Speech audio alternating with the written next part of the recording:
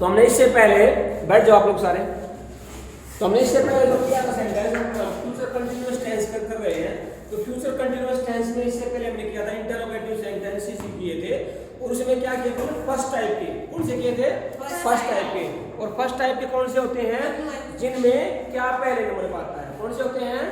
जिनमें क्या पहले नंबर पे आता है, और वो होते हैं फर्स्ट टाइप के। और उनमें क्या होता है, शैल विल बी, सॉरी शैल और विल पहले नंबर पे आएंगे। लेकिन इसमें क्या है, ये दूसरे टाइप का है, इसको हम बोलते हैं डबल एस टाइप। क्या बोलते हैं? डबल एस टाइप, है ना। डबल एस टाइप का मतलब क्या है भाई, जो प्रश्नवाचक वाक्य हैं, इंटरोगेटिव सेंटेंस हैं, उनमें अगर प्रश्नवाचक शब्द बीच में आ जाता है, जैसे कहाँ, कब, कैसे, क्या, ये सब अगर बीच में आ जाएंगे तो उनकी इंग्लिश पहले नंबर पे आएगी। उनकी इंग्लिश पहले नंबर पे आएगी। जैसे हमने यहाँ पर रूल भी लिखा है, देखो ये पहले नंबर पे क्या जाएगी? इंग्लिश। उसके बाद आ जाएगा शैल, सब्जेक्ट के अनुसार शैल भी हमें छाटना है। उसके बाद सब्जेक्ट आ जाएगा, उसके बाद बी आ जाएगी, और उसके बाद वर्ब की फर्स्ट फॉर्म और आईएनजी। ठीक है, देखो इसमें यदि प्रश्नवाचक वाक्यों के बीच में प्रश्नवाचक शब्द जैसे क्या, कब, कैसे, कहाँ आदि शब्द वाक्यों के बीच में आए हो, तो वाक्यों का अंग्रेजी में अनुवाद करते समय ये ध्यान रखना, इन शब्दों की अंग्रेजी पहले स्थान पे आ जाएगी। ठीक है, और इसके तुरंत बाद क्या आएगा? शैल विल। वो शैल विल कब आएगा? जब हमें सब्जेक्ट देखना है भाई क्या सब्जेक्ट है, उसके अकॉर्डिंग शैल विल आ जाएगा। इसके बाद सब्जेक्ट आ जाएगा। ठीक है, उसके बाद बी, है ना, और मेन वर्ब की फर्स्ट फॉर्म के साथ आईएनजी। अगर सेंटेंस नेगेटिव है तो नेगेटिव का नोट का प्रयोग होगा। नोट का प्रयोग कहाँ होगा? सब्जेक्ट और बी के बीच में। ठीक है, नोट को हम सब्जेक्ट और बी के बीच में ले आएंगे तो वो नेगेटिव सेंटेंस बन जाएगा, इंटरोगेटिव नेगेटिव सेंटेंस। ठीक है, तो यहाँ हमने कुछ सेंटेंस लिखे हैं, इनकी हम प्रैक्टिस करेंगे। ठीक है, ये प्रैक्टिस आप लोग करोगे। ठीक है, आप लोग मुझे बना करके दिखाओगे। अगर आपको समझ में आ रहा है तो आप अच्छे से बना दोगे, तो अगर नहीं भी आ रहा तो कोई बात नहीं, कोशिश करेंगे तो सब कुछ आ जाएगा, है ना। तो बारी बारी एक एक सेंटेंस आप लोग बनाएंगे। तो हंसिका आ जाओ आप। तुम क्या खा रहे हो? हाँ बनाओ। Very good. What will you be eating? Very good. तो सब्जेक्ट के अनुसार सब्जेक्ट क्या है इसमें? तुम है ना, और तुम के साथ क्या आता है? Will.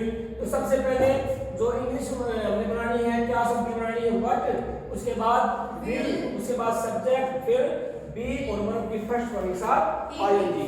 What will you be eating? तो यहाँ आपने क्वेश्चन मार्क नहीं लगाना, ये आपने लगाना, सॉरी लगाया नहीं। अक्षरा शाबाश बनाओ। तुम्हें कौन बुला रहा होगा?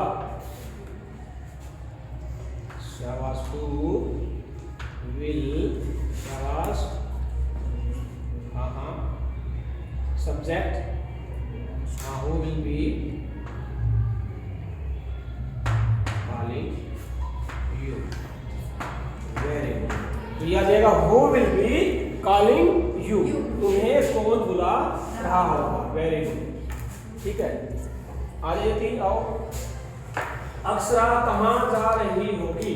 तो पहले कहाँ की अंग्रेजी आ जाएगी, उसके बाद subject according shall will, where will, very good. उसके बाद सब्जेक्ट अक्षरा, शाबाश। उसके बाद बी, वर्ब की फर्स्ट फॉर्म के साथ I N G, question mark, full stop नहीं लगाना है। Where will Akshara be going? Akshara कहाँ जा रही होगी?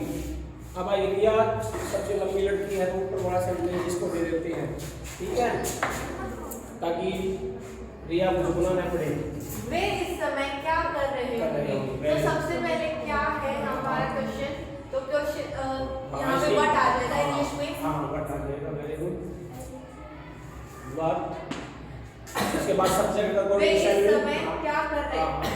तो सब्जेक्ट के अकॉर्डिंग हमारा शैल विल आ जाएगा, यहाँ पे हमारा विल आएगा। Very good.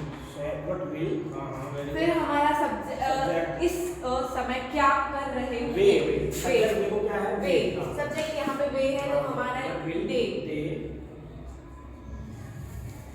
फिर हमारा आ जाएगा बी, वेरी गुड, फिर आ जाएगा हमारी डू होता है करना, डू मतलब करना, फिर वर्ब के फर्स्ट फॉर्म के साथ I N G, what will be they doing this time, इस समय, दिस टाइम, ये आ जाएगा what will they be doing this time, है ना। पहले हमने क्या इंग्लिश ले ली बट, उसके बाद सब्जेक्ट के अनुसार विल आ गया, उसके बाद वे सब्जेक्ट आ गया, उसके बाद बी, उसके बाद वर्ब की फर्स्ट फॉर्म डू करना होता है, उसके साथ I N G, what will they be doing इस समय, दिस टाइम। रितिका आओ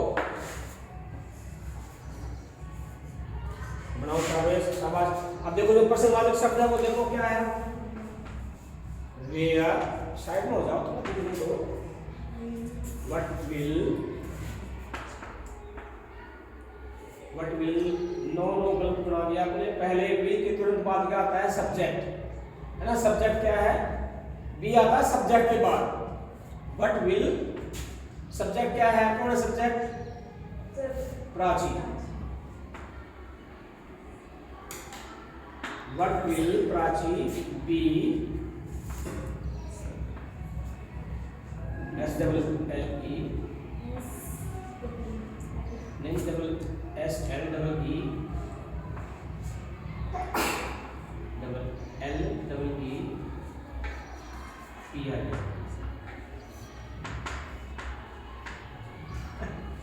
क्वेश्चन मार्क लगाओ, घबरा गई है ना, घबराना नहीं है, ठीक है। ये आ जाएगा, देखो देखो ध्यान से सुनो, कहाँ, वेयर, ठीक है, विल, प्राची, ठीक है, सर स्लीपिंग की गलत हाँ, स्पेलिंग है, where will Prachi be sleeping, sir sleeping ठीक है।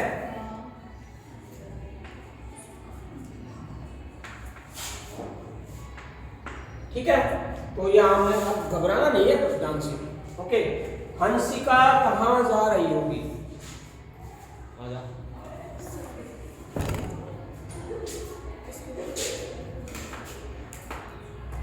वेयर विल, नाम में पहला अक्षर बड़ा आता है, कहीं पर भी आ जाए नाम, एच बड़ा हो, हंसिका बी गोइंग, ठीक है, वेरी गुड। ये आ गया where will Hansika be going, Prachi come, मैं क्यों पढ़ रही होंगी, क्यों की इंग्लिश क्या होती है, वाई, वेरी गुड, वाई शैल, वेरी गुड, क्योंकि आई सब्जेक्ट है, आई के साथ क्या आता है, शैल, क्या आता है, shall, where shall I B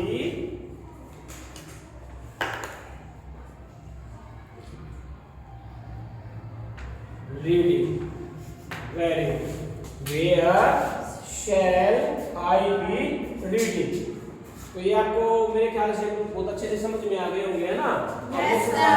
तो हमें क्या देखना है, ये ध्यान रखना है, जो शब्द बीच में आया है उसकी इंग्लिश पहले नंबर पे आ जाएगी, उसके बाद क्या आ जाएगा, सब्जेक्ट के अनुसार शैल और विल।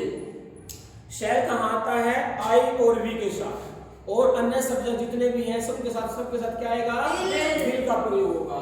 उसके बाद क्या आ जाएगा, सब्जेक्ट, उसके बाद आ जाएगी बी, फिर वे मेरे की फर्स्ट फॉर्म प्लस आईएनजी, हमारा सेंटेंस बन जाएगा। तो ये दूसरे टाइप के यानी कि सेकंड टाइप के इंटरोगेटिव सेंटेंसेस थे, जिनको क्या कहते हैं, WH टाइप। तो हमारा फ्यूचर कंटीन्यूअस टेंस पूरा हो गया। Yes sir. ओके।